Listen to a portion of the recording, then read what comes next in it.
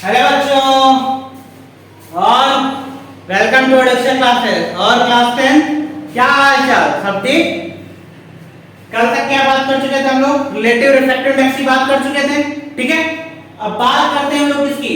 Refraction through rectangular slab की।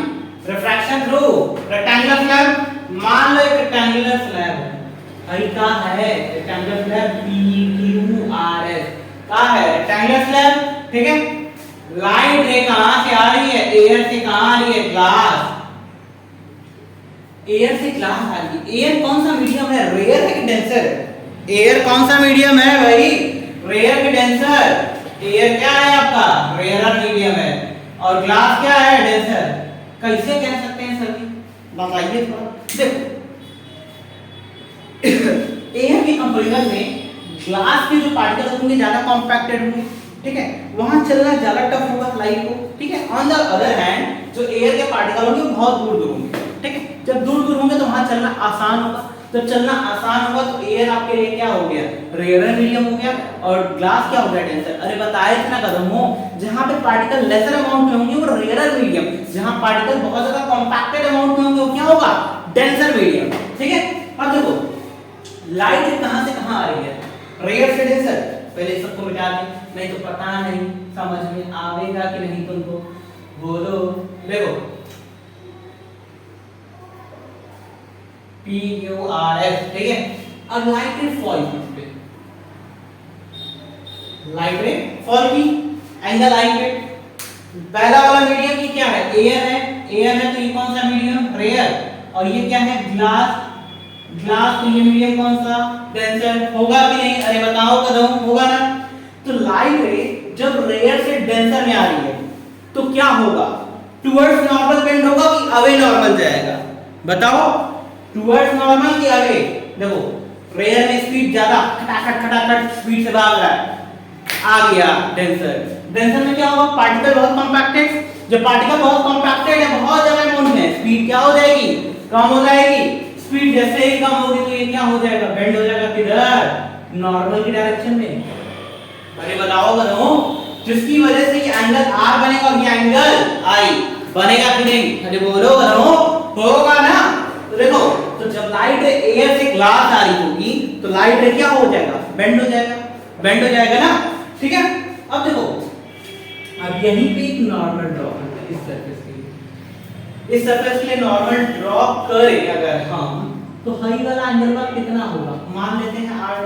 अरे बोलो करो, R मान लेते हैं भाई, ठीक है। अब देखो ये एंगल I से फॉल किया, बेंड किया R', ये वाला एंगल, ठीक है। अब ये नॉर्मल, ये वाला मीडियम डेंसर और ये वाला मीडियम रेयर, होगा कि नहीं? अरे बोलो करो, होगा ना। ये वाला मीडियम डेंसर, ये वाला रेयर। जब लाइट डेंसर से रेयर जाती है कहां चली जाएगी? नॉर्मल से अवे जाएगी, यानी ये वाला लाइट ऐसे निकल जाएगा। बोलो इस रे को क्या कहते हैं? इमर्जेंट रे। अरे बोलो करो, कहते हैं ना, ठीक है। तो रिफ्रैक्शन थ्रू रेक्टेंगुलर स्लैब क्या हो रहा है? बताओ थोड़ा सा। लाइट रे फॉल की, ठीक है। लाइट रे फॉल की एंगल I पे और इमर्ज कर रही है एंगल E पे। बीच में क्या हुआ? जो रेक्टेंगुलर स्लैब रखा था उसकी रिफ्रैक्टिव इंडेक्स ज्यादा थी, तो लाइट अपने पार्ट से क्या हो गई? बेंड हो गई। बेंड होके अवे निकल गई। तो अगर हम थोड़ा सा दिमाग लगावे तो ओरिजिनल लाइट नहीं था और ये वाला हमारा निकलने वाला लाइट है। इन दोनों के बीच में हाई जो गैप हुआ होता है ना, जो परपेंडिकुलर डिस्टेंस ऑफ फॉल होता है, जो परपेंडिकुलर डिस्टेंस ऑफ फॉल होता है, इसको क्या कहते हैं? Lateral shift. क्या कहते हैं? लैटरल शिफ्ट गधों। The perpendicular distance between emergent रे and original light ray is called lateral shift. समझ में आया गधों? ठीक है। अब देखो लाइट रे निकल रही होगी, ये बताओ हाई जो R है R' के इक्वल हो सकता है कि नहीं? होगा, देखा जाएगा। जब भी कोई और केस दिया जाएगा डिफरेंट तो उस तरह से निकाला जाएगा। एक मल्टीपल का केस करा जाएगा लोग कि लाइट इधर जा रही होगी, क्या हो रहा होगा, ठीक है। ये तो rectangular refraction through rectangular slab का रहा। इस वाले डिस्टेंस को क्या कहेंगे? Lateral shift. Perpendicular distance between original light रे एंड रिफ्रैक्टेड लाइट रे, ठीक है, जो किसके बीच में, ओरिजिनल लाइट रे और रिफ्रैक्टेड लाइट रे या इमर्जेंट लाइट रे, इमर्जेंट कर दो, ठीक है, emergent light ray is called आपका refraction through rectangular glass lens, ठीक है, रेड करें कर दीजिए सर जी। चलो अब देखो मान लो मल्टीपल होते हैं यहां पे,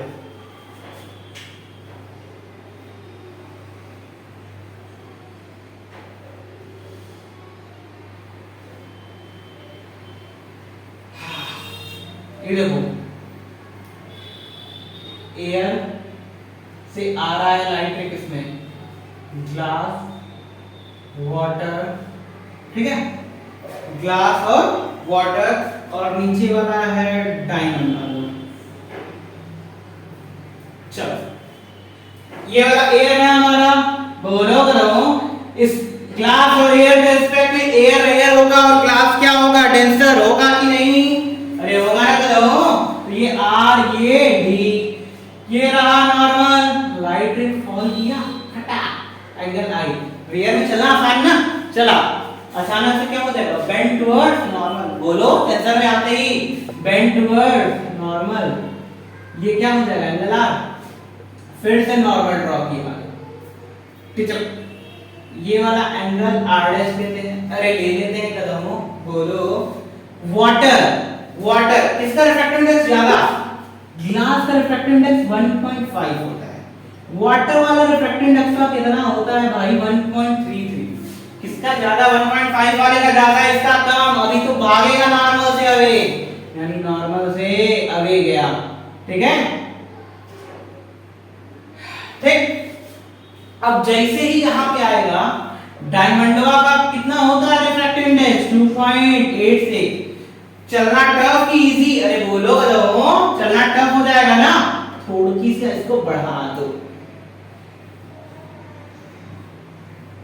ठीक है, चलना क्या हो जाएगा, टफ, टफ हो जाएगा तो बेंड किधर कर जाएगा, टुवर्ड्स नॉर्मल, और ऐसे इमर्जेंट लाइट रे निकलेगा, देखो देखो, तो ये हुआ रिफ्रैक्शन थ्रू मल्टीपल लेयर्स, ठीक है, मल्टीपल लेयर से ऐसे क्या हो जाएगा, आपका रिफ्रैक्शन देखने को मिलेगा, समझ में आया, अरे बोलो कदमों, ठीक है।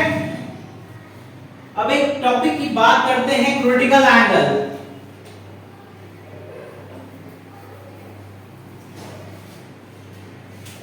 Critical angle,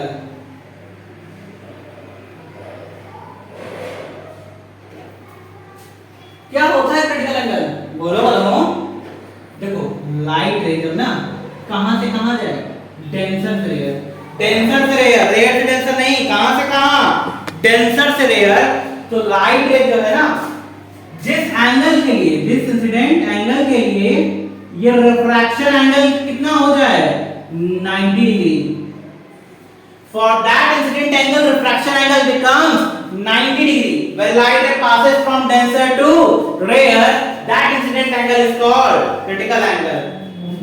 When light ray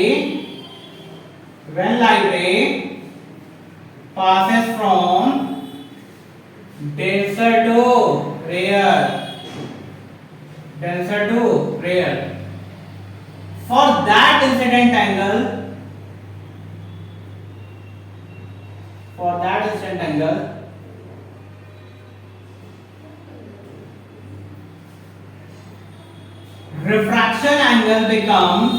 refraction angle becomes 90 degree.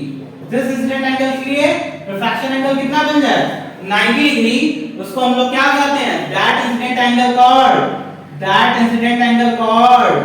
critical angle called critical angle, ठीक है,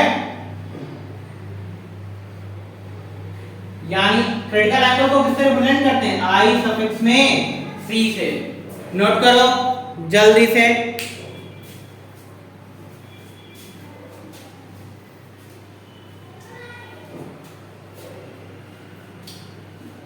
अब देखो हम लोग पढ़े थे स्नेल्स लॉ में mu equals to sin i by sin r। बोलो म्यू इक्वल्स टू क्या पढ़े थे sin i by sin r। लेकिन उस समय लाइट कहां से कहां जा रहा था, रेयर से डेंसर। अब लाइट कहां से कहां जा रहा है, डेंसर से रेयर। मीडियम बदला, अरे बोलो बताओ, बदल रहा है ना। वहां पे अगर a म्यू g था ई बचवा, तो अब क्या होगा g म्यू a। बोलो तो इसको क्या करोगे, रिवर्स करोगे। बोलो तो sin r by sin i होगा कि नहीं, अरे बोलो होगा ना। अब देखो जिस इंसिडेंस एंगल की रिफ्रैक्शन एंगल कितना होता है 90, यानी r की वैल्यू कितना दे दिया 90। तो अगर हम रखें तो g म्यू a अगर है तो sin 90 अपॉन sin, उस इंसिडेंट एंगल की वैल्यू कितनी हो जाएगी, क्रिटिकल एंगल यानी ic। तो g म्यू a क्या हो जाएगा, sin 90 की वैल्यू 1 यानी sin ic हो जाएगा। अरे बोलो बताओ होगा ना। यानी आप डायरेक्टली, ये तो मैंने a म्यू g ले लिया, आप जनरलाइज कर सकते हो उसको म्यू 1 बाई sin ic हो जाएगा।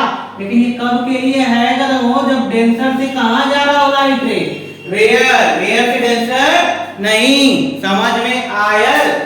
ठीक है, नोट करो।